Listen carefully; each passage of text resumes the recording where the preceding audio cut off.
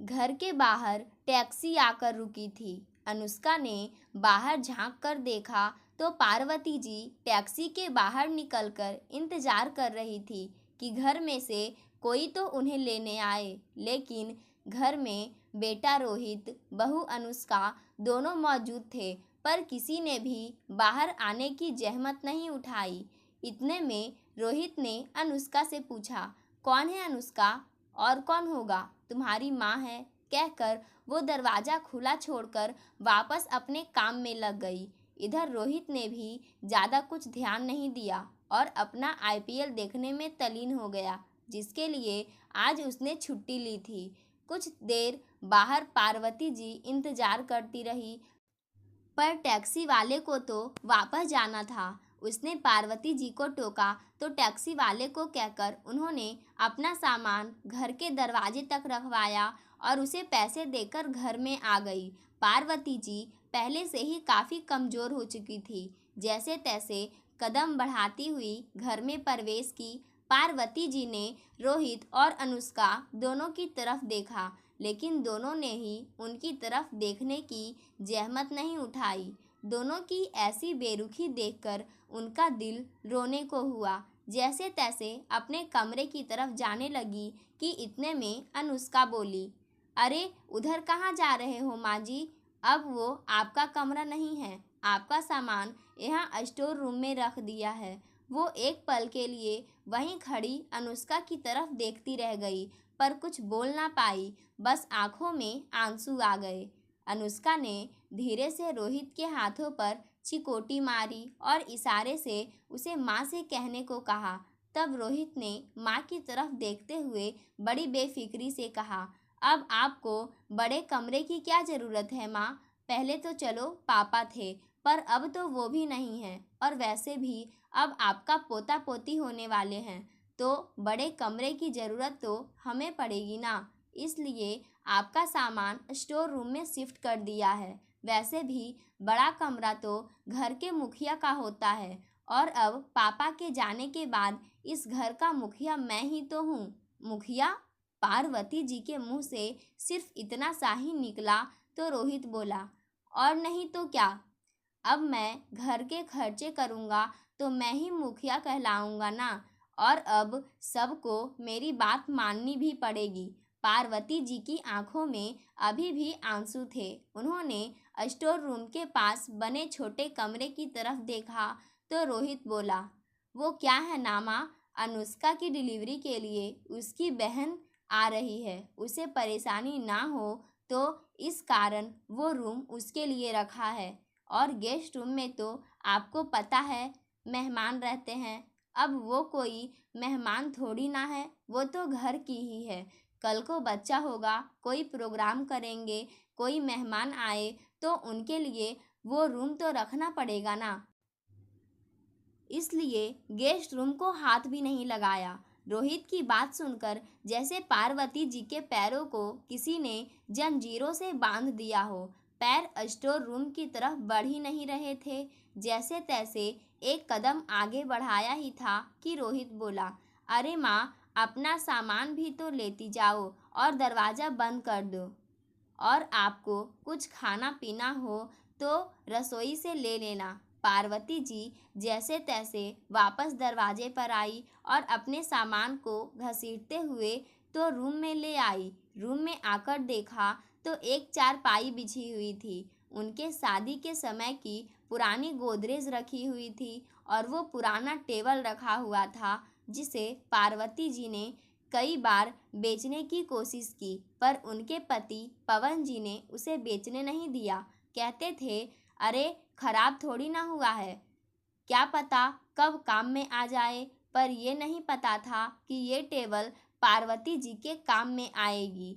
आंखों में आंसू लिए वो चारपाई पर बैठ गई। अभी 2 महीने पहले तक तो सब ठीक था। बेटे बहू पिता के डर से ही सही सेवा तो करते थे। घर में हंसी खुशी का माहौल रहता था। एक दिन पवन जी ने अपने पैतृक गांव जाने की जिद की तो पार्वती जी ने मना कर दिया। रहने दो, बहू का छठा महीना है, ऐसे में उसे छोड़कर जाना अच्छी बात नहीं।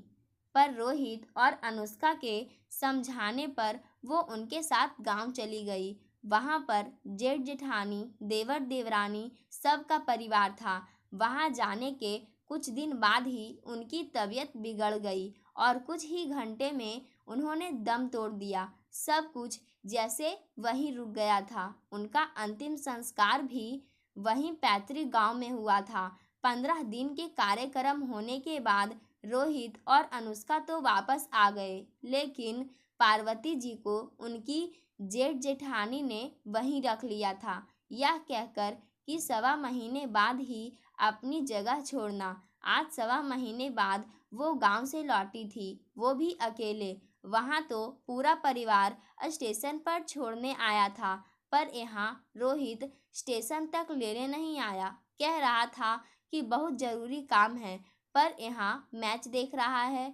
और तो और यहाँ घर का सारा सिस्टम ही बदल चुका था। इतनी जल्दी बेटे बहू मुंह मोड़ेंगे, इसकी तो बिल्कुल उम्मीद भी नहीं थी। सीधा स्टोर रूम में ही पहुंचा दिया। अभी अनुष्का जी ये सब सोच ही रही थी कि इतने में बाहर से शोर सुनाई दिया। जाकर देखा तो पार्वती जी के लिए ना उठने वाले बेटे बहू बाहर अनुष्का के मायके वालों का स्वागत कर रहे थे। पार्वती जी को इतनी देर हो गई, घर में आए हुए किसी ने एक गिलास पानी तक नहीं पूछा। वहीं बहू के मायके वालों के लिए बेटा रसोई में जाकर खुद पानी की ट्रे सजा कर ले आया। इतने लोगों के बीच अपने आप को अकेला महसूस करती हुई पार्वती जी वापस उस कमरे में आ गई। 2 घंटे तक उसी कमरे में बैठी रही, लेकिन ना कोई चाय, ना कोई नाश्ता खाना, कुछ भी नहीं। 2 घंटे बाद लगा कि अनुष्का के मायके वाले वापस जा चुके हैं। शायद वो उसकी बहन और मम्मी को छोड़ने आए थे, क्योंकि वो दोनों ही अब घर में मौजूद थी। उन्हीं की आवाज़ बाहर से आ रही थी। अब पार्वती जी को भूख का एहसास हो रहा था। आखिर वो खुद ही उठी और रसोई घर में गई। रसोई में खाने के लिए कुछ भी नहीं था। खाना भी बाहर से मंगवाया गया था। वो जूठे बर्तन ये सब बता रहे थे। इतने में अनुष्का रसोई में आई। क्या ढूंढ रही हैं माँ जी? देखिए, खाना तो बचा नहीं और मुझे याद भी नहीं रहा कि आपके लिए खाना रखना था। आप दूध बिस्किट खा लीजिए या फिर अपने लिए कुछ बना लीजिए। मेरी हिम्मत नहीं है खाना बनाने की, कहकर अनुष्का रसोई के बाहर आ गई। पार्वती जी की भी हिम्मत नहीं थी खाना बनाने की। एक तो 1.25 महीने पहले का गम अभी तक दिल से गया नहीं था। अपने किसी पीरे की मौत तो वैसे भी हिम्मत तोड़ देती है, फिर ये तो उनके पति थे। ऊपर से ट्रेन का सफ़र थका देने वाला था। हिम्मत होती भी कहाँ से? वो अपने लिए एक गिलास पानी लेकर वापस कमरे में आ गई। थोड़ी देर तक बैठी आंसू बहाती रही। फिर याद आया कि वहाँ से निकलते समय देवरानी ने खाना पैक करके दिया था, जिसमें से उन्होंने सिर्फ 2 रोटी ही खाई थी। बैग में से खाना निकाला, देखा तो सब्जी खराब हो चुकी थी, पर रोटियां सही सलामत थी। उन बची रोटियों से अपना पेट भर पार्वती जी चारपाई पर लेट गई। काफ़ी देर तक वो करवटें बदलती रही। आखिर करवटें बदलते बदलते आंखों में आंसू लिए देर रात उन्हें नींद नहीं आई। इस कारण से सुबह नींद देर से खुली। उठकर बाहर आई तो देखा सब हंस बोलकर चाय नाश्ता कर रहे हैं। सबकी प्लेट में गर्मा गर्म पोहे और जलेबी नजर आ रहे थे। पार्वती जी को देखते ही सब चुप हो गए। इतने में रोहित बोला, माँ, आप अपने कमरे में बैठिए, आपका नाश्ता मैं कमरे में ही लेकर आता हूँ। उसकी बात सुनकर पार्वती जी वापस कमरे में चली गई। थोड़ी देर बाद रोहित चाय नाश्ता लेकर कमरे में आया और पार्वती जी को देकर बोला, माँ, ये नाश्ता कर लो और भगवान के लिए जहाँ तक हो सके आप कमरे में ही रहो। पार्वती जी हैरानी से रोहित की तरफ देखने लगी। उनके प्रश्नों को भांपते हुए रोहित बोला, देखो माँ, मुझे पता है कि आपको पापा के जाने का बहुत दुख है, लेकिन कर भी क्या सकते हैं। उनकी तो उम्र हो गई थी, इसलिए वो चले गए। लेकिन आप यूं दुखी चेहरा लेकर बार बार अनुष्का के सामने आओगे तो होने वाले बच्चे पर गलत असर पड़ेगा। इसलिए कह रहा हूँ आप अंदर ही रहो। और वैसे भी सब लोग कहते हैं कि एक विधवा। कहते कहते रोहित एकदम से रुक गया और वापस बाहर चला गया। पार्वती जी रोहित की बात सुनकर बिल्कुल हैरान रह गई। अब तो उनका दिल जोर जोर से रो रहा था। उन्हें समझ ही नहीं आ रहा था कि उनके बेटे में दिल है या पत्थर। वो अपनी माँ के लिए ऐसा कैसे सोच सकता है।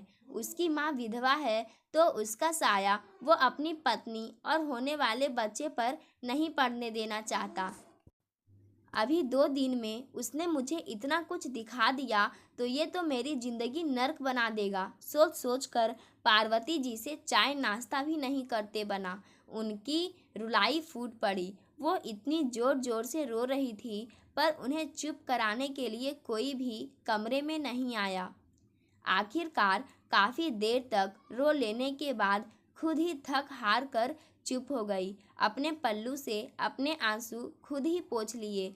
आखिर काफ़ी देर तक मौन रहने के बाद पार्वती जी एक निर्णय पर पहुंची। आखिर रात को जब रोहित अपने ऑफिस से वापस घर आ गया उसके बाद बाहर वाले कमरे में बैठकर सब लोग हंसी मजाक कर रहे थे। उस समय पार्वती जी भी उस कमरे में आ गई और वहीं सोफे पर आकर बैठ गई। उनके आते ही सब लोग चुप हो गए जबकि रोहित ने घूर कर पार्वती जी को देखा जैसे कह रहा हो कि सुबह समझाया था ना, फिर यहाँ क्यों आए हो। लेकिन पार्वती जी चुपचाप रोहित की तरफ देख रही थी। आखिर रोहित को बोलना ही पड़ा, माँ आपको सुबह समझाया था ना, फिर क्यों आई हो आप बाहर। कहा था ना आपका साया मेरे बच्चे के लिए ठीक नहीं है। पार्वती जी ने उसको मुस्कुराकर कहा, हाँ याद है तूने कहा था कि मेरा साया तेरे बच्चे के लिए ठीक नहीं है क्योंकि मैं विधवा हो गई हूँ। पर बेटा जब मेरा साया तेरी पत्नी और बच्चे पर ठीक नहीं है तो अपनी पत्नी को यहाँ से लेकर तू कहीं और चला जा। पार्वती जी की बात सुनकर रोहित भड़क गया। मैं क्यों घर छोड़कर जाऊंगा। अब घर का मुखिया मैं हूँ और आप इस तरह से मुझसे बात नहीं कर सकती। मुखिया मुखिया जी आपको मैं बता दूं कि यह घर मेरे नाम पर है तो किस खुशी में आप घर के मुखिया बनने को तैयार हो गए। तभी अनुष्का बोली, माँ जी आपको बता दे कि अब घर के सारे खर्चे ये उठाते हैं। आपके बस की बात नहीं है आटे दाल के लिए पैसे कमाना। अब तो पार्वती जी खड़े होते हुए बोली, अच्छा उसकी चिंता तू मत कर। वैसे भी तेरे पति के हाथ के आटे दाल मैंने नहीं खाए। जब तक मेरे पति थे उन्होंने घर का खर्चा दिया था। उनकी जब मौत हुई तब मैं गांव में थी और जब से मैं यहाँ आई हूँ तब से मैंने तुम्हारे घर का तो कुछ नहीं खाया। इसलिए मुझे आटे दाल के धौंस मत देना। मैं अपने आटे दाल का बंदोबस्त खुद कर लूँगी। तुम लोग अपना बंदोबस्त कहीं और कर लो। पार्वती जी का साफ रुख देखकर अब तो अनुष्का की मम्मी भी बोली, अरे समधन जी आप तो बच्चों की बात को दिल पर ले रही हो। बच्चे ही तो है, माफ़ कर दो। माफ़ कीजिएगा समधन जी, ये बच्चे नहीं हैं, बच्चे की माँ बाप बनने वाले हैं। और उस समय आप क्यों नहीं बोली जब ये मेरे साथ इस तरह का व्यवहार कर रहे थे। आप भी तो कल से ही घर में है ना। मुझे कुछ नहीं सुनना है। अपनी बेटी और दामाद से कहिए कि अपना बंदोबस्त कहीं और कर ले।